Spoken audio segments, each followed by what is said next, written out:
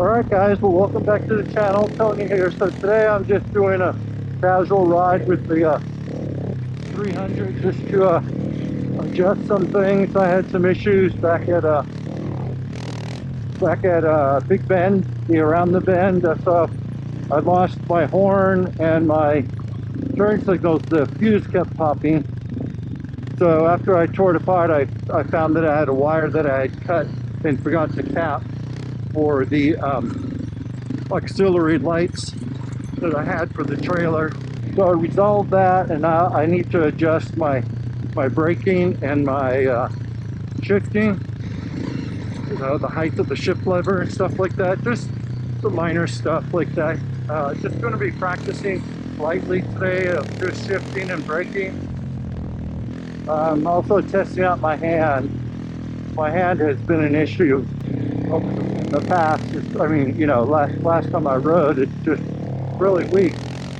So I got to test it out and see how it holds up to the rougher stuff than we had over there at around the bend. Also, the other thing I'm just trying to work out is get my vlogging. My vlogging has been really bad as far as my setup.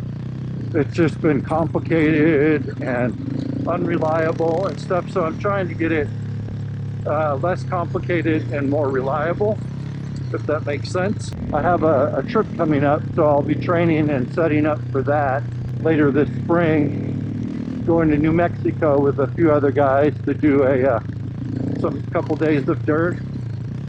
Nothing big or anything like that. Gaia National Forest and parts of the New Mexico BDR kind of stuff. Yeah, so we're just getting warmed up. See how the bike feels, see how my hand feels.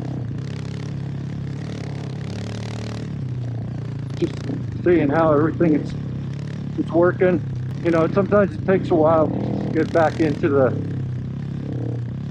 swing of things. And today I just want to take it easy. Talk a little bit about what's going on. So I'll be riding this one primarily for the next month or so, simply because the AT is pretty much out of the picture for right now, because I need to get a new front wheel. So until I get that, I'm not going to be able to ride it. So I'm going to concentrate on training on this bike, because I need more training on this bike. I have plenty of training on the AT, so I'm pretty comfortable with that bike. It's this bike that I need to get more comfortable with. And part of that is the controlling the bike while standing up. So it's really hard for me to shift while standing up, just because I haven't practiced it and I'm not familiar with that. It's the foot, so it has nothing to do with it being a clutch. I have no problem with the clutch. It's the foot position while standing up. It's really difficult. It's almost easier for me to just sit down and shift. Same thing with braking. Coming through.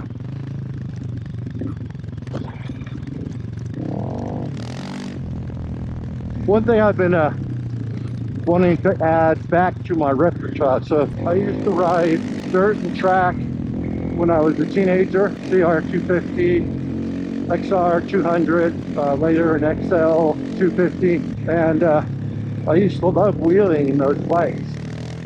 Did I know what I was doing at the time? No. I would just wheelie them. So now I'm kind of digging into the mechanics of it, which require more control than just powering up the front end.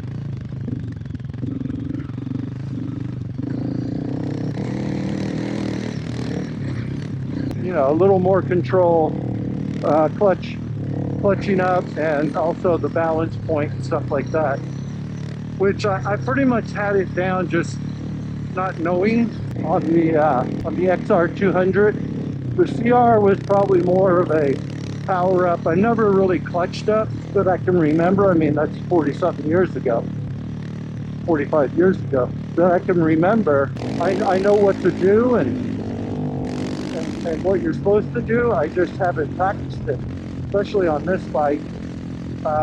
It's not even a consideration on the AC, but on this bike it is. So I want to get that, the availability to lift that front end effortlessly at will, versus, you know, yanking my shoulders out of socket. So I'm going to be practicing that a little bit, just starting with the clutch up. There's a, I forget the name of the guy's channel, but I'll link it. He really explains the whole process and the difference between a controlled wheelie and just a power-up wheelie. You know, it's easy to just power up and ride it out when you're chasing it, because you're not in the balance point. So once you run out of throttle, the front end comes down. So I'm going to start practicing that, not just because it's fun, but it's also a really good skill to have while riding this bike.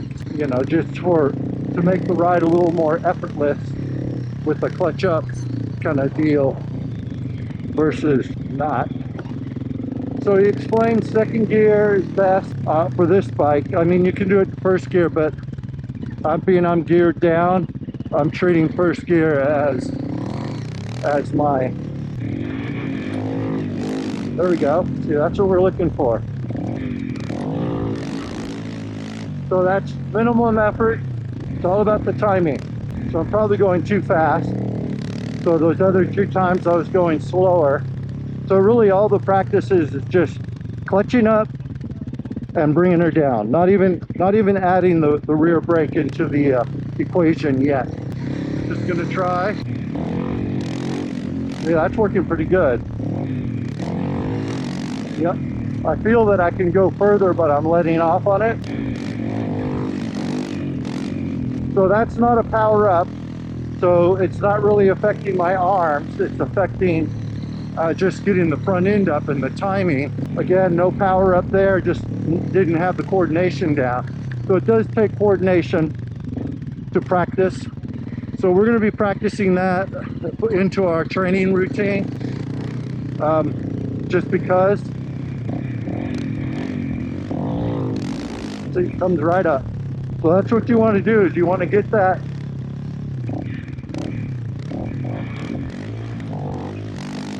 muscle memory. There we go. That's a good one. When I feel that it has more to keep going, that's where I stop, just because that's what we're practicing today. We're not trying to add in any brake or anything like that.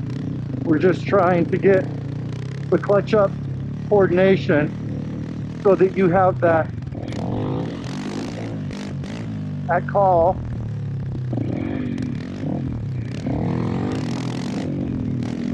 And then also the landing, so that you can kind of gauge. Okay, so that was a little late. I probably could have pulled it out if I was using brake and wasn't afraid of that. So we'll just practice this for a little bit. We don't want to get overtired, but you do need to practice it. So my biggest thing right now is just getting the 1 finger clutch. So I'm dumping it. There you go. Not quite, but I'm getting the coordination. Okay, so that was up to the balance point right there. So I need to start working on brakes, because I was at the balance point right there, and as soon as I felt that, I dropped the throttle. So this bike has a lot of what do you call it, engine braking. So I was able to just let off the throttle, but you know, if you whiskey or whatever, you know, that's where it's going to be trouble.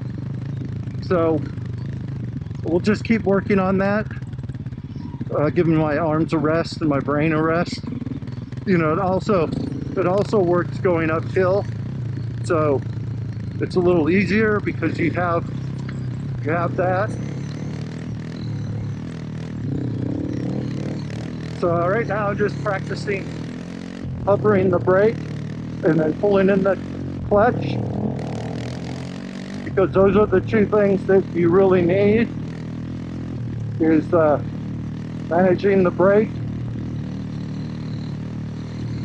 Because, you know, I'm all about conserving energy and not working hard. So, boom, there's my brake. Boom, there's my brake. So it's just muscle memory. Also to get used to just hovering over the brake. I think for me, a left hand rear brake would not be beneficial just because of my hand. I need all that all that control with my hands on the handlebars and the clutch.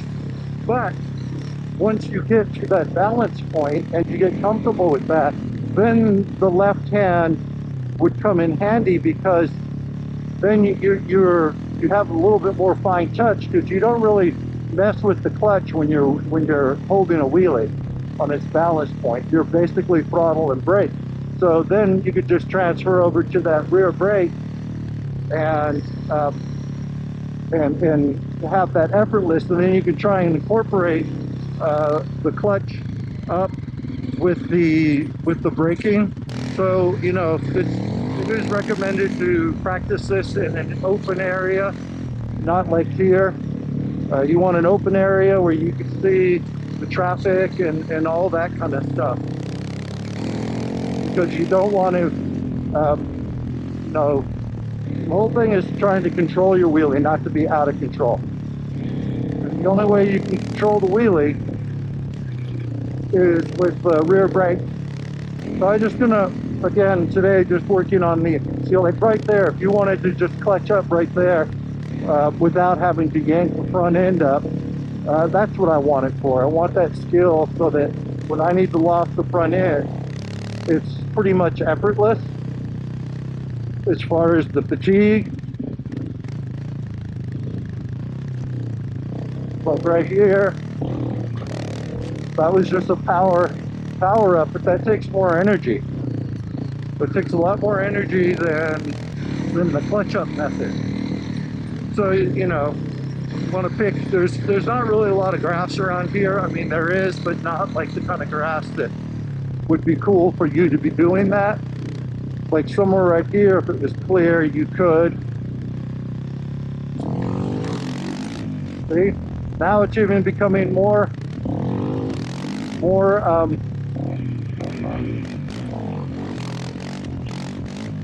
see, so once I get that where I can effortlessly lock that front end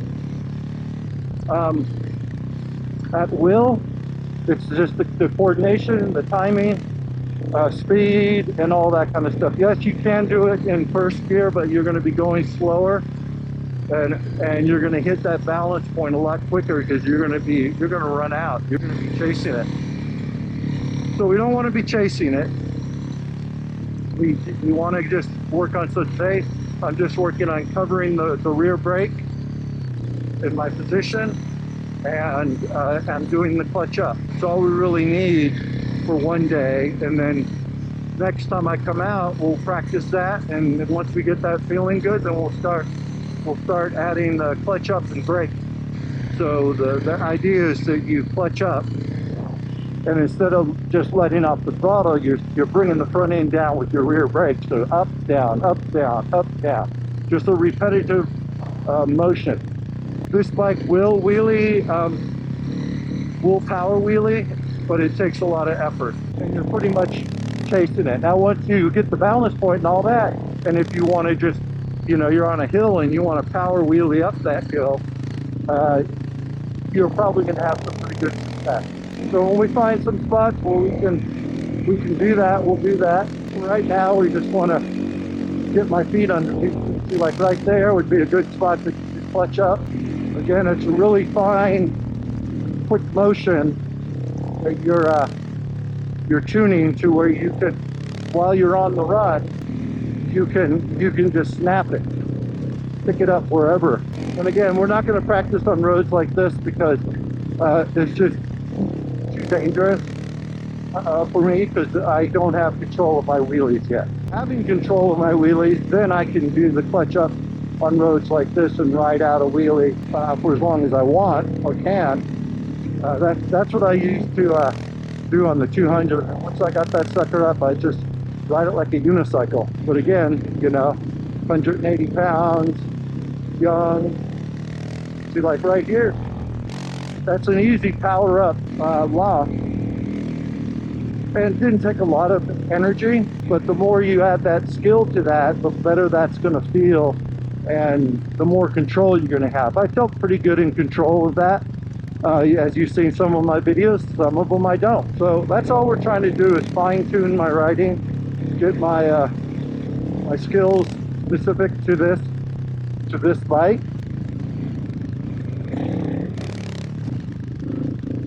Because this is my primary off-road bike. So we'll talk a little bit about the Africa Twin. Yes, I love riding the Africa Twin off-road. Great bike, but it's a big, heavy bike. So I'm trying to kind of tune what I'm doing with that bike. I really miss riding it on the road and doing like day trips and weekend trips with it. Once I get that new front rim, I'm going to be putting back on the Trail Max Emission, just because I want to be able to, I can still come out here and ride these roads and stuff, because I've done it before with the Trail Max missions. So I'm not concerned about that. This bike, I was thinking of getting a recluse clutch for this bike, but I think I'm not, because number one, I don't know if you can clutch up on a recluse. Those are effortlessly, so practicing those at low speeds just to get the feel and more control, I guess, what I'm looking for. You know, puddle hopping and all that kind of stuff. You know, and then once you start getting that wheelie down, then you can, well, that really wasn't much except just a little power and keep that front end from dropping over that gap right there. But that would be a good spot to do an effortless clutch up. So the clutch up, for me, I want it to serve two purposes. One, easier to lock the front end, and then also and for the wheelies. I mean, who doesn't like to wheelie? So on my next loop, I'm going to practice just standing up the whole way, and then get to where I'm comfortable with the, see, it's like right there, I had no brake. There I have brake. So getting comfortable with locking up that rear end while standing up is definitely going to be a lot easier than shifting. And that's mainly because of these big boots. If I were in my ADV boots that aren't really meant for off-road, I would be okay with that. So that's it. We're just like training, you know, it's all about training. Training allows you to have fun. So all the training that I did during before Big Bend made Big Bend really easy.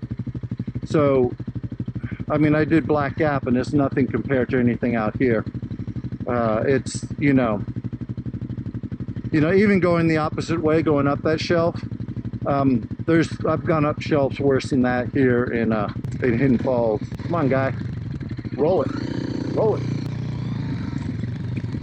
Seated, I'm pretty comfortable with. Probably going to stay away from baby back, just because, again, we are just trying to hone our skills right now. Get a little more confidence, because confidence is really the key. So sometimes you have confidence, and then you know, when your confidence wavers, that's when you get into trouble. So one day you may feel really confident and you've conquered a lot of stuff. You feel like you're invincible.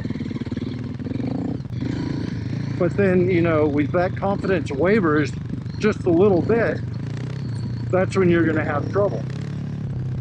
So this is a fun one to take.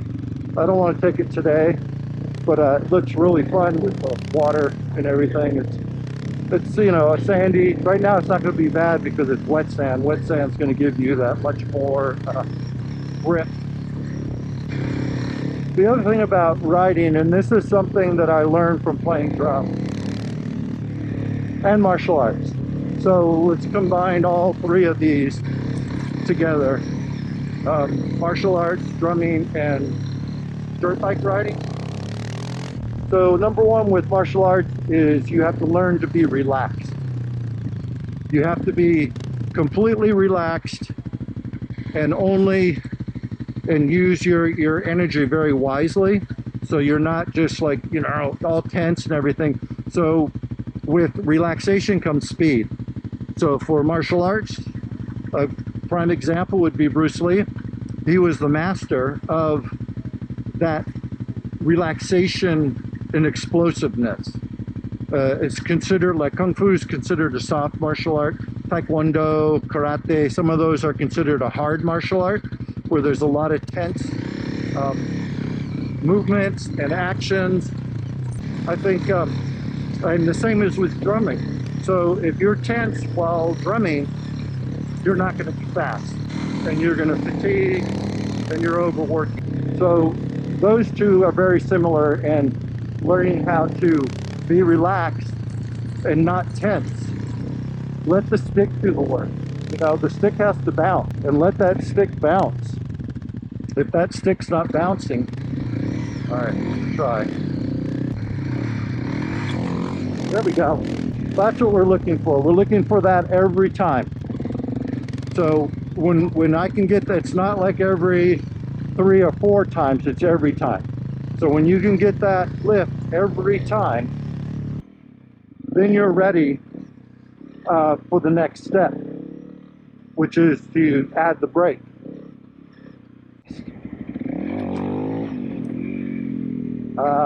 Chased it. You know, it's just practice. You know, for me, I like to have my mindset. I like to have every time I ride on this bike, it's training.